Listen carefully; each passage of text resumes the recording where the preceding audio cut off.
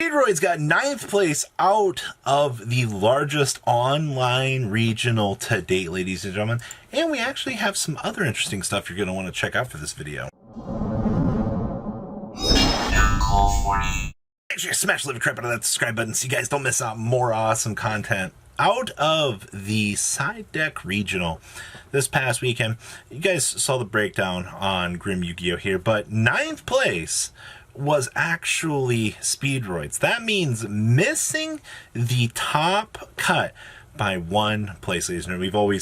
We're so afraid when we play competitive that missing that competitive slot is just super rough out here. So we're going to be covering the 9th place list for you guys to kind of give you guys a little bit of an idea of how you can shape up Speedroids for this format. Now, Speedroids have had a decent amount of success across all platforms so far here, and I think going forward here, you'll probably continue to see this deck be a rogue competitor, at least in the sense of the rogue tables, all right? And that means that a good player can make this deck 100% playable. We've seen Lon Lon do this countless times on this channel with all the constant lists that we've seen from them. So, very, very good. So we have 2 copies of Ash Blossom and Joyous Spring, 2 copies of Ghost Mourner and Moonlit Shield. This is actually pretty interesting. I haven't seen the inclusion of this in a lot of strategies, but all right. We have 2 copies of Nibiru, and then we have 2 copies of the Red-Haired Hasty Horse. If a column controls no cards, you special summon this card from your hand and attack position to your zone in that column. You can only special summon one of these once per turn, and if this card, or if another card is placed in this card's column, destroy this card. Then once per turn, you can have the original attack of this card, and it can attack directly this turn, but ladies and gentlemen, that is a special summon on a level 5 wind monster, so you can basically start doing your combo plays with this deck. We have triple copies of the Car Turbo, 2 copies of the Den Den Daiko Duke, 1 copy of the Double Yo-Yo, 1 copy of the Fuki Modoshi Piper, 2 copies of the Marble Machine, 2 copies of the Red-Eyed Dice, 1 copy of the Rubber Band Plane, triple copies of Talcum Tumbor, because even though Terra Top is limited to 1, this card still does things. Remember, in-house, this still lets it special summon a tuner, alright? That's actually pretty crucial to this deck's game plan. We have 2 copies of Speedroid Ultra Hound, 1 copy of Called by the Grave, 2 copies of Forbidden Droplet, 1 copy of Monster Reborn, 1 Reasoning actually, triple copies of Speed Recovery, 2 copies of the Speedroid Wheel, 2 copies of the Triple Tactics Talents, 2 copies of Infinite Permanence, and we have 2 copies of the Speedroid Duplicate. Now, the extra deck down here, yes, ladies and gentlemen, that is Auroradon. We will be doing those board build scenarios here, where we use Auroradon to build up to those big synchro plays here. So we have 1 copy of Auroradon, 2 copies of the Rubber Band Shooter, 1 copy of Senshin, 1 copy of Geo, 1 copy of Stardust Charge Warrior, 1 copy of the Kite Drake, 1 copy of Higoda, 2 copies of the Cork Shooter, 1 copy of Chumbara, 2 copies of Crystal Wing, 1 copy of Clearwing Fast, and 1 copy of Baron D. Flor. Side deck here we have triple Gamma with 1 driver, triple copies of Cosmic Cyclone, 2 copies of Lightning Storm, 1 copy of Imperial Order, 2 copies of Solemn Judgment, and triple copies of Solemn Strike here, wrapping up the main deck. Remember, you don't really need a whole bunch of the crazy new power stuff besides really the Baron de Flor.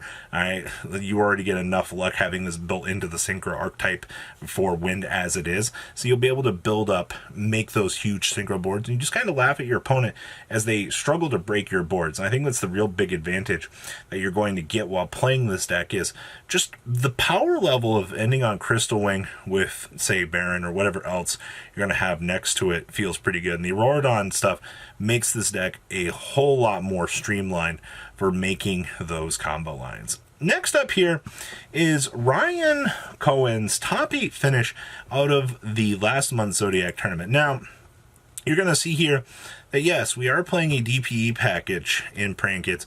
Yes, you are going to see that we are playing the new Brave stuff here so that you'll get the chance to kind of see what's going on with this.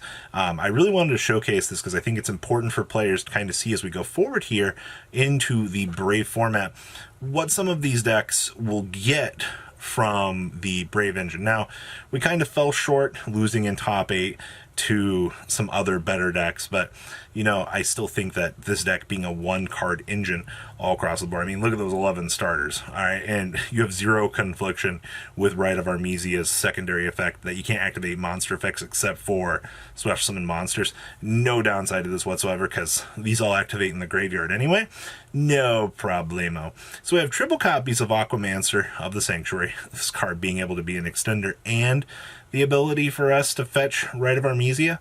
So good. We have 2 copies of Ash Blossom and Joy Spring, 1 copy of Celestial, 1 Dasher, 1 copy of Ghost Bell in the Haunted Mansion, 1 Nibiru, triple copies of Dropsies, triple copies of Fansies, triple copies of Lamsies, and only 2 copies of Roxy's.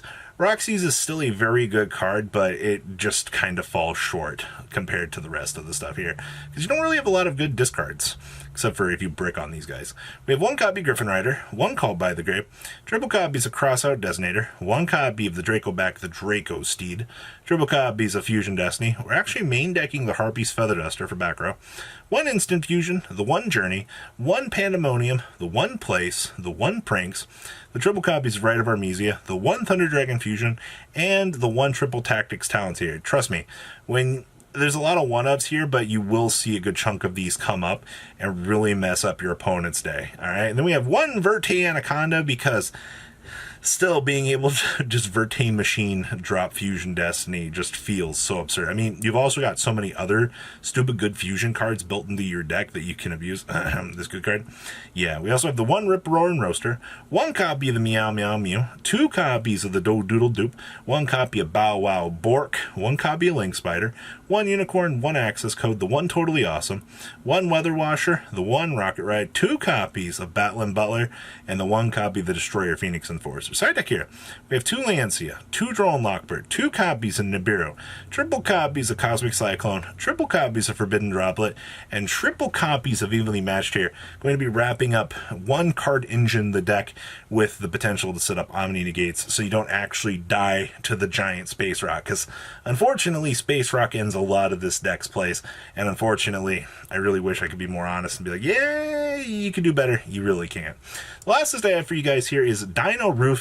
This is actually going to be a deck that will be coming out here in Battle of Chaos. This is an OCG list that we saw make a top 4 out of a locals there, and this entire deck's gimmick is going to be paying half of your life points. Now, in the next set after Battle of Chaos, they're going to get one of the coolest fusion monsters ever. Just pay half your life points.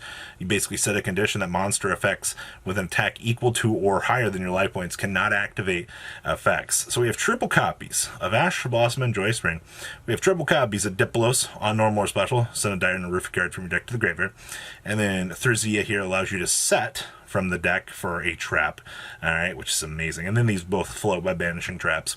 We have 2 Lord of the Heavenly Sky Prison, 2 Max C, 2 copies of Called by the Grave, 2 Fossil Dig, triple Duality. We are basically acting as a trap-based deck. The cool thing with this deck is you can do Ultimate Conductor shenanigans, but we've chosen not to do it in this deck. We have 1 Dinorphia Alert, 2 copies of Brute, so this is our Destroy. This is Domain. This is going to let us fusion summon. This is going to be our Spell and Trap Negate. And then we have triple Gozen Match, 1 Imperial Order, triple Solemn Judgment, triple Solemn Steerike, and 2 copies of Torrential Tribute. And then all these traps, by the way. So this is the battle protection if your life points are 2,000 or less, and then this is going to be spell and trap damage, effectively. Then we have 1 Phoenix, 1 Dahark, 1 Access Code, 1 Time Thief, 1 Solda, 1 Exciton Knight, 1 Abyss Dweller, 1 Starving Venom, 1 copy Dragostapelia, 1 Mud Dragon, 2 copies of the Stealth Briga, and then we got triple copies of Kengrina here. Hey man, this is a 4-key beat stick under Skill Drain, by the way. Doesn't come up all that much, but this is something you can do, and then you can banish a trap card and pay half your life points to make this card's effect become that. So you can typically multiply and do 2 domains through this. Side deck here we have 1 Pinkertops, 2 Gamma Seal, 2 copies of Forbidden Chalice, 1 Harpy's Feather Duster, 2 copies of Super Polymerization, 2 Anti-Spell Fragrance, triple copies of Dimensional Barrier, and 2 copies of Heavy Storm Duster, wrapping up this chunk of deck profiles for you guys. so many cool things here as we go forward that you will get the chance to kind of mess around with. I'm really looking forward to seeing how Prankits will interact here. I'm expecting Dinorphia to be somewhat of a tier 2 deck here in the TCG, maybe borderline 2.5 until Dimension Force comes out near the summertime here. But there's a lot of cool things to try. So guys, please leave a comment down below. Tell me what you guys think. Make sure you guys smash the living crap out of that subscribe button so you guys don't miss out more awesome content. And I'll see your beautiful faces back here later on the day with some more cool awesome content. You guys have a good rest of your day, all right? Peace out, guys. Patrons, thank you.